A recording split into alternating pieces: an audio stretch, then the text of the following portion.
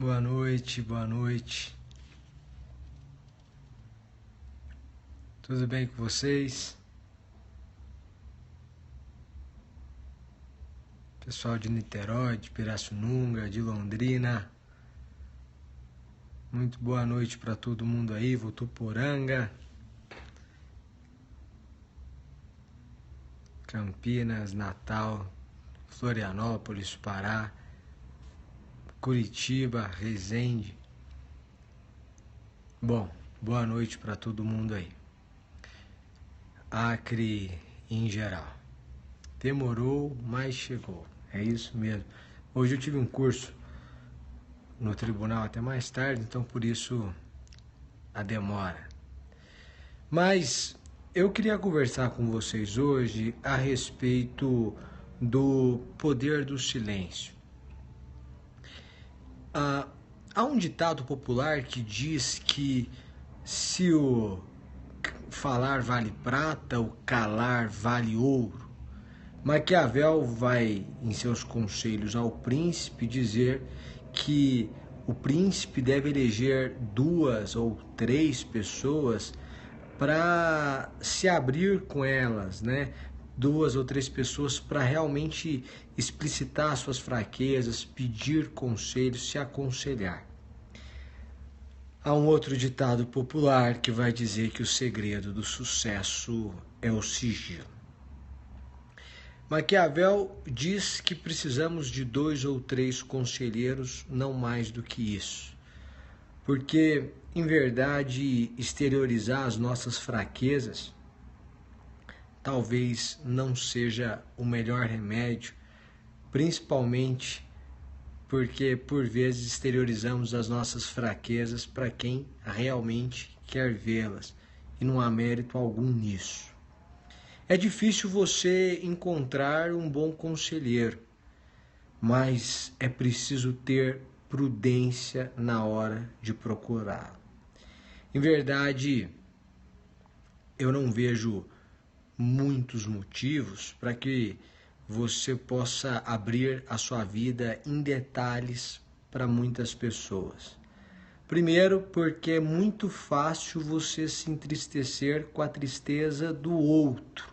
Você se compadece com o sofrimento do outro, mas é muito difícil alguém se alegrar com a alegria do outro. Daí nasce um sentimento que é normal ao homem, que é o sentimento de inveja. A gente conversou sobre isso um dia, que é um pecado capital porque rende juros, e rende juros porque é um pecado que gera outros pecados. Quem aqui é alguém que percebe um desejo do seu coração, ou algo que você tem feito, uma alegria que você tem vivenciado, e isso impulsiona aquela pessoa a fazer um mal a você. E naquilo que é possível ela fazer, ela vai fazer. Na maioria das vezes, é possível que a pessoa fale mal de você, e por isso ela vai falar mal, que é o único mal que ela consegue lhe causar. E aí ela vai falar mal de você. E por que isso? Porque você se abriu. E aí vale a máxima de Maquiavel para não se abrir com mais de 2 ou 3 pessoas. Eu digo sempre que as pessoas não querem saber os seus sonhos, as pessoas querem saber os seus resultados. Então, enquanto não há resultados, há apenas expectativas de resultados, expectativas de êxito, eu sugiro que você não se abra com tanta gente assim. Mas Maquiavel vai recomendar que você tenha 2 ou 3 conselheiros. Salomão vai escrever que na multidão de conselhos há sabedoria. Então, realmente, aconselhar-se é fundamental. Primeiro, a ideia do silêncio. Não saia contando sua vida para todo mundo. Segundo, procure conselheiros. E essa façanha de procurar conselheiros é uma façanha muito difícil de ser alcançada ou com êxito. É muito difícil você achar bons conselheiros. Porque, pelo menos na minha visão, um bom conselheiro tem que ter duas características. Primeiro, tem que ser uma pessoa que deseja o seu bem. É alguém que quer te ver bem. Isso não tem muito a ver com caráter, não. Às vezes a pessoa é boa, mas naquela situação, como eu te falei, é muito difícil que alguém se alegre com a sua alegria. E aí vem um sentimento natural de inveja.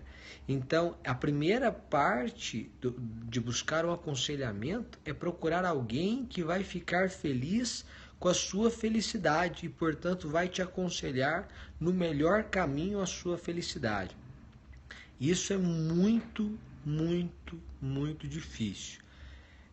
Em segundo lugar, e uma segunda característica, é que além dessa aptidão, chamamos de aptidão moral, se a gente puder dar um nome a essa característica, então chamemos de aptidão moral, é preciso que o conselheiro tenha aptidão técnica também, né?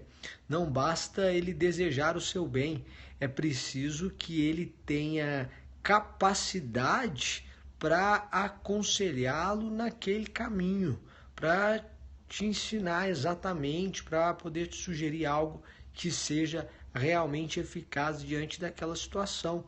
Às vezes ele quer o seu bem, mas é um péssimo conselheiro, porque não sabe o que é o seu bem, não sabe guiá-lo nesse caminho, orientá-lo. E aí é uma segunda característica que é muito difícil. Porque, por exemplo, né, os melhores conselheiros, digamos, são os pais em razão de um amor incondicional. Mas, por vezes, a sua questão é profissional e com seus pais você não consegue se aconselhar sobre aquele determinado ponto. Então, não basta a aptidão moral, é preciso que haja aptidão técnica. E não basta a aptidão técnica, é preciso que haja aptidão moral. E é muito difícil ter as duas características, né? Jack Welch vai dizer no seu livro que se faltar uma ou outra, opte por quem na realidade tem princípios, né? Ele vai dizer esse caminho da ética, né? Ele não usa a expressão aptidão moral, mas ele vai dizer, olha, quando você vai selecionar alguém para trabalhar na sua empresa, se você percebe que é uma pessoa de índole, mas ela não sabe trabalhar ainda, do outro lado tem alguém que sabe trabalhar, mas tem uma índole questionável, opte por quem não sabe trabalhar, mas tem uma boa índole. Com o tempo você vai moldando aquela pessoa, o trabalho daquela pessoa, e você tem alguém íntegro no seu trabalho. É mais ou menos assim no aconselhamento. Quer dizer, se tiver que procurar conselho de alguém e faltar alguém que tem essas duas características, quer dizer, uma aptidão moral e uma aptidão técnica, é melhor optar por quem tem uma aptidão moral para aconselhá-lo. E aí é o seguinte, às vezes a gente olha ao nosso redor e não encontra bons conselheiros mesmo não, porque é difícil você ter essas duas características. E aí, o que eu sugiro, e isso eu procuro fazer, por isso a sugestão, é que você procure esses conselheiros nos livros. Porque no momento que aquele sujeito escreve o livro, presume-se que ele fala daquilo que acredita. E fala para mostrar conhecimento de causa da forma como entende correta. Então você pode procurar aconselhamentos em livros mesmo, né? Porque aí haverá alguém com uma aptidão técnica e cuja moral, por ser imparcial em relação à sua situação, é uma moral que não se questiona. Então, ela teria aí a aptidão técnica, pelo menos, e a moral não seria objeto de dúvida, né? Porque também não seria objeto de questionamento. De qualquer forma, vale sempre a máxima do silêncio, da cautela. Você tem que ser ousado, talvez, em suas atitudes, mas nas palavras é bom ser um pouco mais prudente, pensar um pouco mais antes de agir, porque a palavra falada realmente não volta. Em verdade, há um charme, inclusive, no mistério. O fato de você não se abrir completamente pode, inclusive, valorizar a sua pessoa. Porque dizem que isso o próprio Leandro Carnal vai dizer, olha, a pessoa quando está em silêncio, você pode estar em dúvida se ela é genial ou se ela é imbecil. E mais ou menos essa é a expressão que ele usa mesmo. Mas a partir do momento que ela fala, a dúvida está sanada. Você já não tem mais dúvida alguma de qualquer uma dessas características. Então, o mistério, o silêncio enobrece, talvez enobreça, valorize, inclusive, a sua pessoa. A respeito de um mistério que enobrece, e aí para concluir, eu tenho feito isso várias vezes, né? Tenho agora escrito alguns poemas com nomes, né, de mulheres, então, seguindo essa sequência, a ideia é que o mistério realmente enobrece a pessoa, né? E eu escrevi exatamente sobre isso, dizendo assim a respeito de Luísa. E diz assim: um mistério cobre os olhos de Luísa.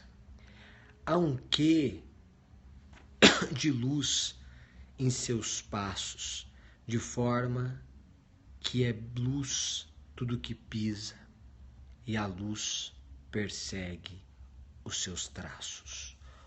Luísa é promessa e potência, obra-prima a ser transformada, e a transformar sem qualquer precedência qualquer alma em alma apaixonada. Luísa é inveja de Da Vinci, pois que é teu sorriso, ó Mona Lisa? É nada, ouça bem, ó meu ouvinte, sorriso só existe o de Luísa. E assim disputam muitos seus mistérios e procuram, né, luz em suas vidas e anunciam aos amantes do império que sua majestade é Luísa. E é mais ou menos essa a ideia. Há um quê de majestade em quem é prudente em suas palavras. As pessoas querem ouvir mais quem fala um pouco menos e valoriza um pouco mais o seu falar. De qualquer maneira, era isso que eu queria conversar com vocês hoje.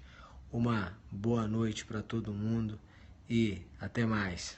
Tchau, tchau, gente.